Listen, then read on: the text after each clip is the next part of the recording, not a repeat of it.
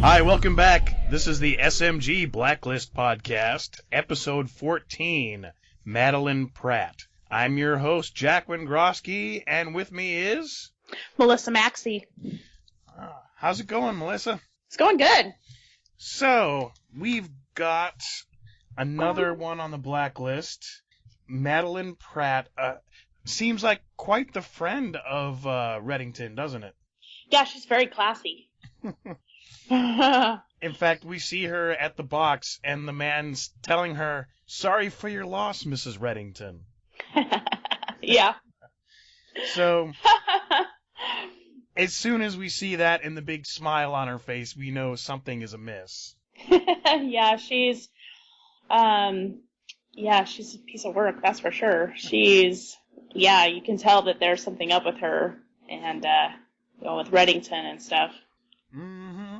In fact, Reddington was enjoying his acupuncture session and just starting to feel the endorphins in his spleen.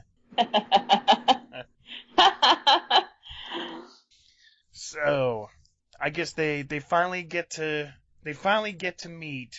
So where did she get the key? Do you remember? Aha. I don't know. I got you with that one. The only reason I remember is because he said Macaw, and I don't know where that is. In Florence. Ah. No, they were, he never met her in Florence. Oh, that's right. So it had to be somewhere else. They talked about, well... Yeah, Florence was a big part of the story because she was truly mad at him for not meeting her in Florence. I think, they were gonna try and make a new life together. And, well, that's what she wanted. Yeah, and I think she was trying to give up the business, and he never showed, and she felt very much stood up. And so I guess at that point she never got out of the business, and now she's really kind of paying him back. Yeah, and she wants something from him, so, I think that she, wants to pay him back so she can, but she also wants something from him. That's true. It was kind of like, I don't know. And I understand, the list really targets some of the more, like the top end criminals. And, other than the fact that she really kind of got his goat a time or two, really kind of didn't really make me think that she was like that top tier criminal. No, she didn't seem dangerous. It was like, they were all buddies or, they were lovers or whatever they were. And, so you didn't get the feeling of any sort of like danger really. Yeah. At this point, at the beginning. I guess the only thing I can think of is the fact that the Kungar 6, as it turned out, that list was going to turn into something more than it was, and for Reddington, that maybe she crossed that boundary of releasing nuclear weapons on her home soil, and maybe just he kind of took offense to that. But it seemed like, did she come up on the list after she kind of got him back into it to find the statue? I think so. It seemed, it was like she wanted to do something on the side, and then he took the information straight to Harold and was like, the next person on the list is, because he figured she was up to something, so he's like, let's pursue it. I can get something out of this. And he must have known kind of previously, because this must be like, I have a feeling he kind of scratched her in at the very last minute. Yeah. But, it must have been whatever, the codes that that she had was worth it for him to be like, oh, well, I want this information, so. Oh, yeah. And, it's funny that the director of that task force really has gotten the beeline of, or made the first connection that Reddington came back. And it seemed a little too, convenient. Of course, all of a sudden Reddington's coming back, which means there is no rat, but there's no sign of Diane Fowler. Mm-hmm. I mean, he's a big boss, but as we find out, he's not a level 4 boss. He's, maybe that level 3, and for him to really kind of like he was driving this investigation, I thought was kind of funny, and in the end, it looked like he was kind of overstepping his bounds a little. Right.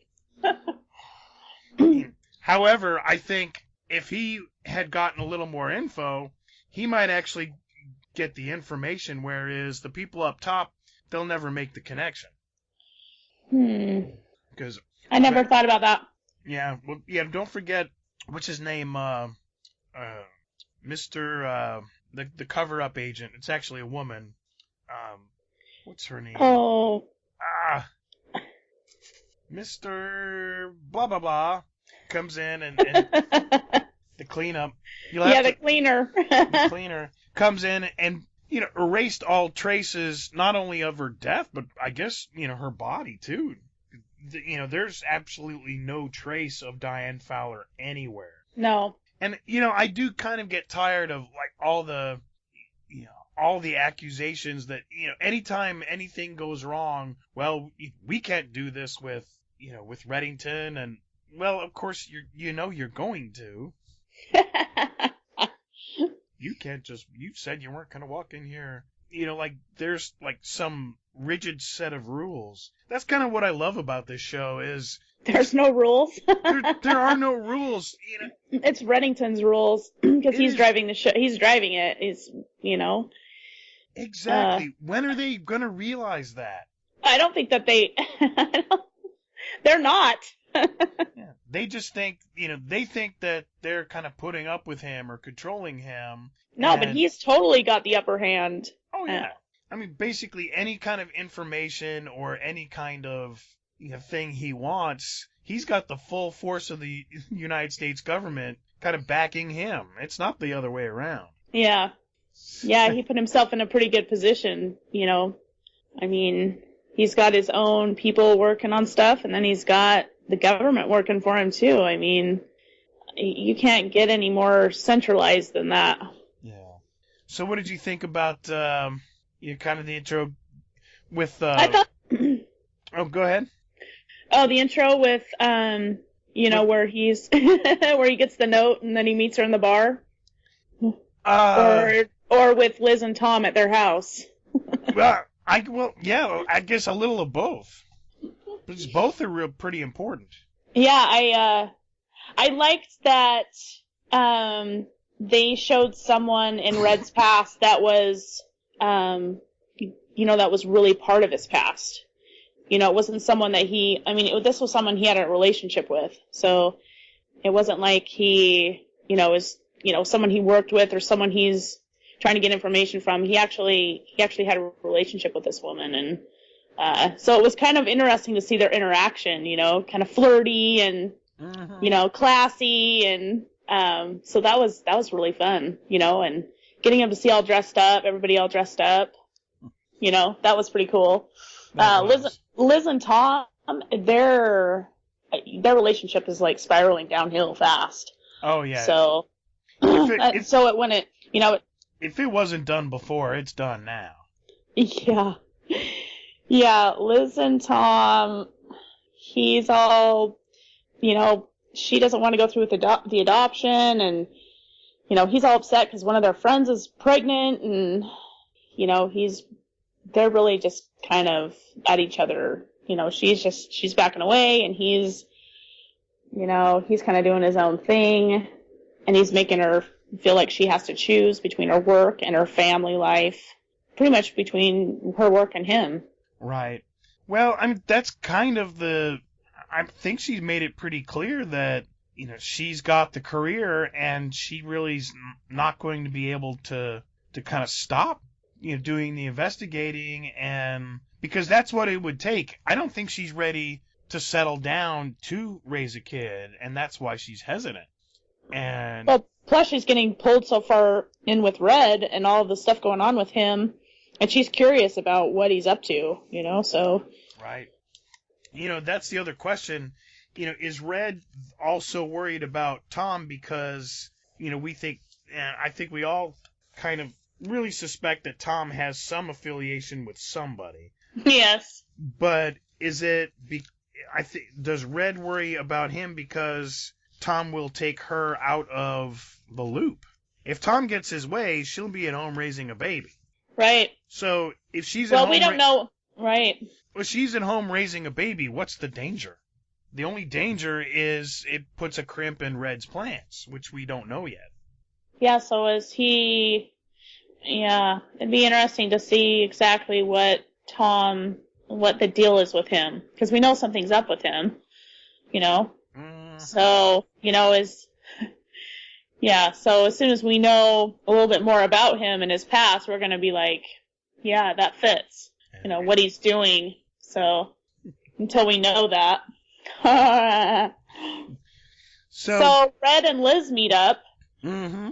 And he tells her about Madeline. I love that name, by the way. And Red says she has asked him to help her in a heist. So they go to Novak, who deals in the black market of rare and exotic antiques. And they ask, about that statue. Of course, that takes us right into kind of some past history with what's her? Yeah. Boy, I can't remember anything right now. A list of secret Russian agents before the Cold War ended are stored inside the effigy. Getting the list would be a huge intelligence coup. That's what I'm reading off of. Yeah. What's Red's daughter's name?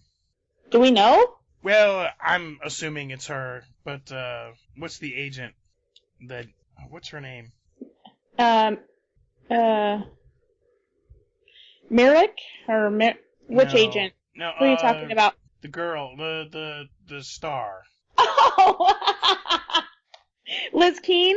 Liz Keene. Thank you. I could not for the right because I wrote down like Madeline Pratt and Diane Fowler and Vermeer and all these notes. I couldn't for the life of me remember Liz's name.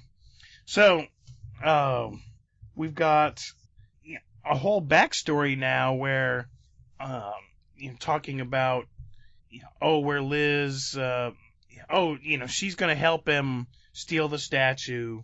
And, it's kind of that thing where Red is introducing one of the agents and creating this whole backstory. And it was funny, she comes with this story about having, kind of sidelined this night guard and, kind of seducing him and blah, blah, blah.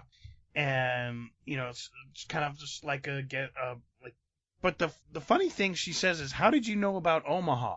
Yeah, when she's auditioning about the job, he brings her in as a pickpocket, right? Or as to work on to be able to get in to help steal the statue. And yeah, that was pretty cool when because you're like, she says that and you're like, oh, okay, red flag, something about her past that we don't know about. And obviously it was probably true the way she reacted. Yeah, I mean, she kind of said it there. Oh, I kind of made that up, but I don't think she did. I don't think she did, which, does that mean that... I thought that was pretty cool about... So, was her adopted father... A criminal? A criminal in that role, and that's kind of how he and Red... Knew each other? What kind of criminal? Yeah, and I wonder what kind of criminal he was. If he was a thief. It might have been, it sounds like, like art or something, something. Or was it like poker, like, I don't know, gambling, or I don't know. I don't know, anything where, I think it was anything where you could have that distraction. But, it was kind of, the whole thing just kind of said to me, oh, wait a minute, there's some element of truth here. Mm-hmm. So what's the story in Omaha? It's like Yeah. this wasn't even in the 31 questions. No, and what was cool was when she lifted Pratt's cell phone, and then you're like, oh, she's kind of, she's kind of slick, because she did it. She is, it's funny. Like, I don't get I don't get her character sometimes because she's supposed to be like the colleague that everybody calls Sir because she's such a hard ass. But We haven't really seen that. no, right. I mean, she's very much always on I won't say on the defensive, but not that kind of like the CIA agent. She seems kind of like a hard ass, where Liz seems kind of like she's more competent, but a little more human. But anyway, the consistency of Liz's characters, they're trying, like, her backstory is that she is that, kind of hard ass. And then, there's this, like, she's by the book and by the rules, but now we're finding out, well, maybe She's not so much by the rules. right. I mean, you can't be kind of the by the book and the way that they're doing it. It's like, okay, just give me a consistent character here, something. Mm. I think she's a compelling character, but this was like way out of left field, kind of. It was like I wasn't expecting it. I wasn't expecting her to have some sort of criminal past, or like be a thief, or like know how to do things. I mean, there's some stuff that she probably learned, when she was, learning her job and stuff. Yeah.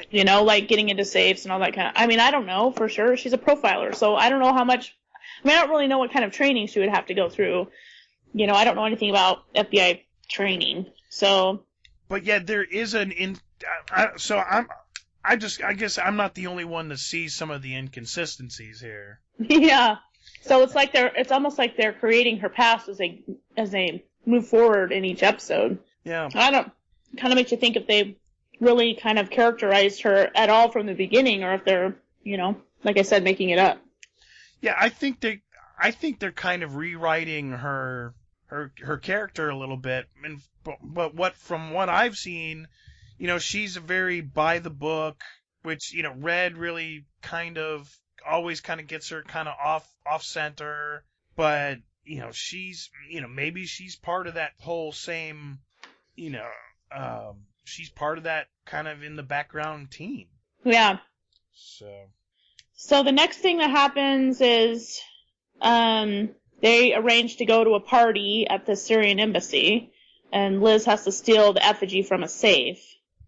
And it was kind of cool where where she like steals that badge off that guy, the official, so that they can, copy it so she can use it. That was pretty cool how, they, like the pickpocketing the phone, she lifted that guy's tag without him noticing, and yeah, all of a sudden, yeah, we see not only some new talents, but she's really good at it. Yeah.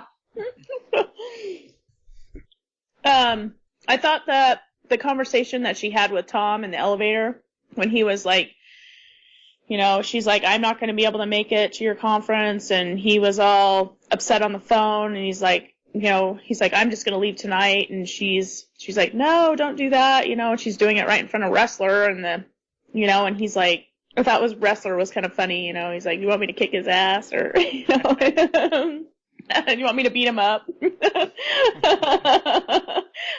So I thought that was kind of funny. But the thing where it ended was, Liz, it's not always about what you want.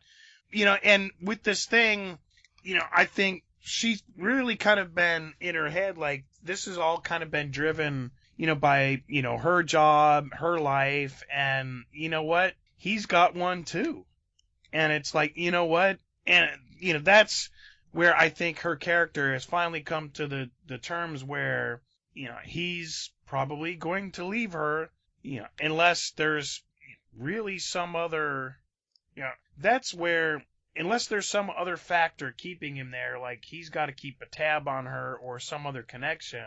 Yeah, he should be out of there. I mean, I mean, she says that. She's like, I think he's going to leave me. Yeah. You know? Yeah, I think everybody kind of knew that when Yeah. that other woman, Jolene showed up. Yeah. Big smile, and that phone call during the episode where, oh, that's my friend such and so. I don't think that was such and so. I think that was Jolene on. Oh, I'm sure. Or it could have been whoever he's working for. That's true. I really think it was Jolene. He was happy, kind of joking. Hey. Oh, yeah. And isn't it just so coincidental that at the very end she shows up at his teacher convention? Yeah, that wasn't a coincidence.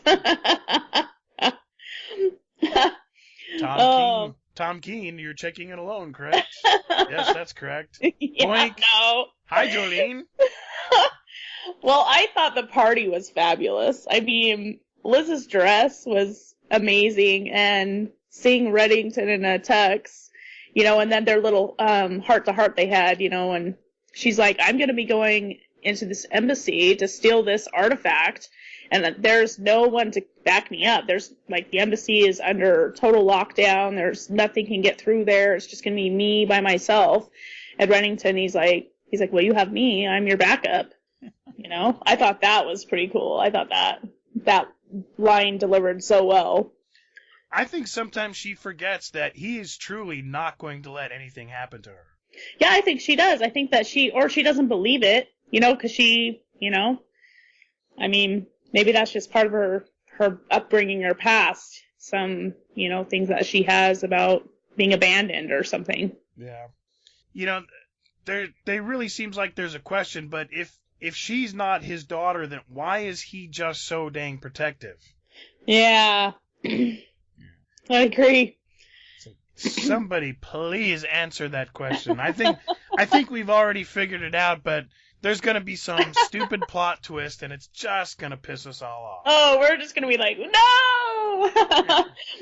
I thought it was Reddington getting her into, the area she needed to be in, they were dancing on the floor, and then he, shoves her into that wall.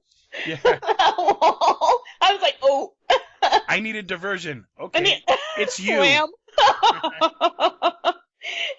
And then she makes it down there, and then the next thing we know, the alarms are going off, and I'm like, at that point, I was like, oh. I'm like, she totally got double-crossed. Oh, yeah. Of course, that's right when Reddington could figure that one out. And I wonder if he emptied the idol before that. I don't know. Because when, they did recover the idol... No, I don't think that he did. I don't think that he emptied it. Well, when did he get all the information then in between? Well, because that's when, okay, so Liz, she gets captured by those guards, and then Reddington, pulls a gun and, starts shooting in the embassy, and then races down there to save her. Right. And he comes into that guard, and he's like, oh my gosh, the stuff that he was saying was just, I was laughing so hard. It was just, completely perfect. Oh, the very gay, the very gay assistant. Yes. Unlock her so we can get her in a limo. Oh my god. But all the stuff he was saying, I was just like, oh, it's so perfect. And, he beats the guy up, and they, and he gets her out of there. And I just, I don't know, that was probably my favorite part, at this point, was when he did that. All this, getting her out of there, saving her. I mean, it's totally Reddington, protecting her and stuff, and he, truly meant it, that he was her backup. Oh, yeah. That was a great interchange. Yeah. But I almost think that when that Reddington figured some of that out when he saw her on the guest list, that they were her diversion, and Mm-hmm. I think that's at the point where he still needed to get in, even if they did. Even knowing that they were part of the diversion, it was the only chance that he could get to do the switcheroo. Right. So I think he went ahead and was the bait, knowing, but he got the information off the shelf, switched it. They got the. No, I don't think that's what happened. I think No, because okay, so Liz gets rescued and she tells him, she tells Cooper about Pratt and how she set him up. Right? And they find out that it's not, 6 Russian agents on the sheet, it's 6 Russian nukes that are hidden in the US. And so Red finds Pratt and wants the coordinates of the Russian nukes, right? He wants the coordinates, because that's what was in the jar, was the coordinates. Right, but here's what I'm saying. At that point, they had to go chase the Syrians that had intercepted the little idol, right? The little effigy. So he alerted them that they had the information. They gave them the information. Say, hey, look, they already know where they're headed. You guys got to go chase them. Mm-hmm. So that led me to believe that Reddington had switched that information. He got the information in his pocket at the party. Okay, so when Pratt and Reddington get picked up and they end up in a prison, and well, here's the I thought that those were his guys that picked him up, Yeah, and I think I think I know what you're saying is he could have done that because he really needed the information. And I thought that she took it, because why would he go through the whole scenario of being put in prison to get the coordinates if he'd already gotten them out of the bottle? That's true, but if the Syrians got the bottle and it was empty, then they would know. It's a funny storyline either way. So mm-hmm.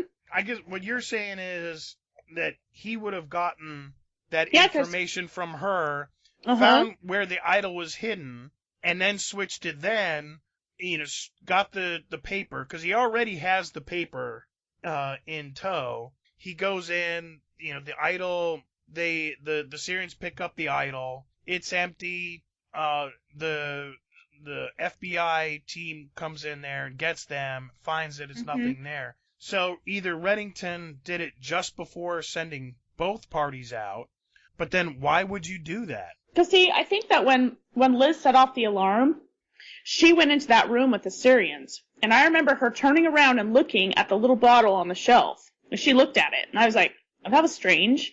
And it made more sense later that she was in the room with it, that she would have emptied it out in the commotion, to get the information. Because the whole other, with Liz in the safe, that was a whole, just so she could get in that room and get what she needed.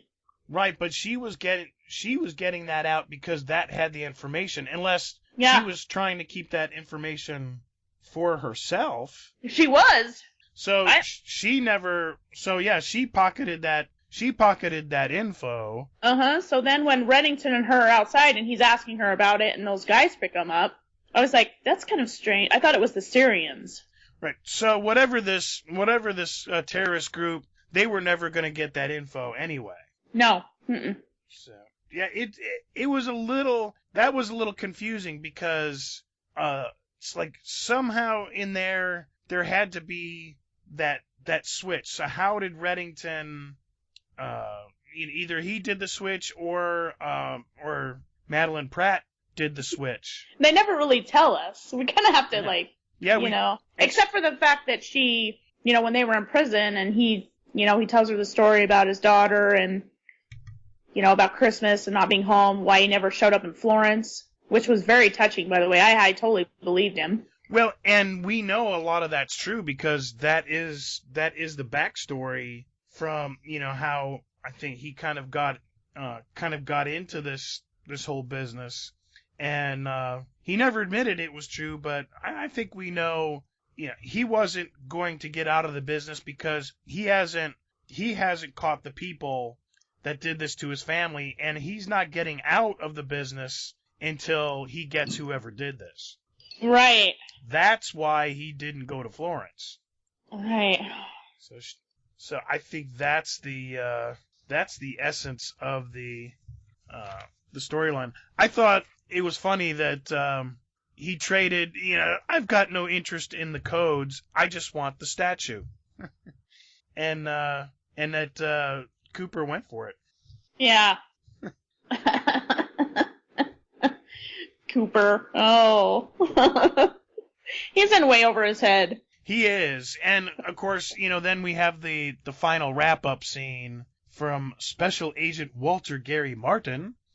I knew that guy. Whenever a guy comes in, with a title plus 3 names, you know it's bad news. Oh yeah, I'm Special Agent Walter Gary Martin. Oh, he stood up and did. Yeah, I was like, oh, this is gonna put a wrench into somebody's works. It did kind of surprise me, but the fact that the disappearance of the head of a security agency has to be dealt with extra carefully. Right.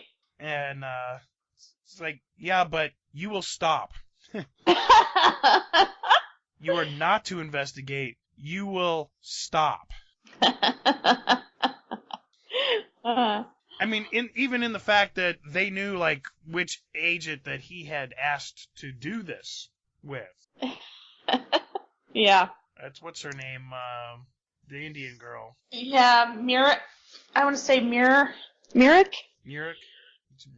Yeah, that's definitely. You're in the middle of something big when you've confided in one person. She's probably made a couple inquiries, and all of a sudden, from the very top has sent a kind message to stop exactly what you're doing now. Yeah. That's why I said Cooper's over his head. Yeah. He is, he always thinks he's a step another level above, I think, where he's at. Oh, I think so too. I mean, I don't know. Plus now he, owes Red a favor, so that's going to be interesting. Oh, yeah. And how is Red really going to collect it? That's going to be interesting too. Yeah. Yeah, that's going to come quick. He's tried. He couldn't even protect Cooper couldn't even protect himself from Fowler when things were kind of bearing down. But he was trying to kind of protect his people and the team and say, hey, this is what we have with, and it's like everybody's stepping all over Cooper. He's a team. In the end, he's a team leader with no power. With no power. A lot, some clearance, but there's a director and many powers above. So. Well, it just seems like I don't know. I mean, he's got to be the stupidest, person to not really know what's going on around him. Everybody's got a different agenda, and he's just kind of, it's. I think he's surrounded by so much of this team and the technology that I think he kind of forgets his place. Yeah. So now I guess we'll start seeing an investigation in the disappearance of Diane Fowler, or we may not hear anything of it for a while. Yeah, I don't know if we're going to hear anything about that. I don't know if that's ever going to come back up. Yeah, it should be interesting. But I thought Madeline Pratt was pretty fabulous. I thought the end was pretty cool when, she steals his painting and leaves him a note saying that he can find her in Florence, where she is. And then he puts the bottle that he had in its place. That was pretty cool. Yeah, I have a feeling that'll be. They collect that in the future, maybe, but. Yeah, they left that open so that maybe she could return. So that was kind of cool. Yeah. So many times I think she thought that she had gotten his goat, and in the end, really kind of didn't, but still had a little jab in the very end. Yeah. She's definitely a good foil for Red. Yeah, he needs more women in his life. He does. All right, well, does that take us to the end of the Madeline Pratt part of the list here? I believe so. All right, I guess, let's wrap it up then. This has been the SMG podcast brought to you by the Southgate Media Group. Don't forget to check our website at the southgatemediagroup.com, where you can click on our links and our sponsors. And our Twitter feed is Melissa? At the Blacklist Pod. And your personal? At MS Maxi. And mine is at J Wengroski, JWENGROSKY. So until next time, we will see you back on the list. See you then.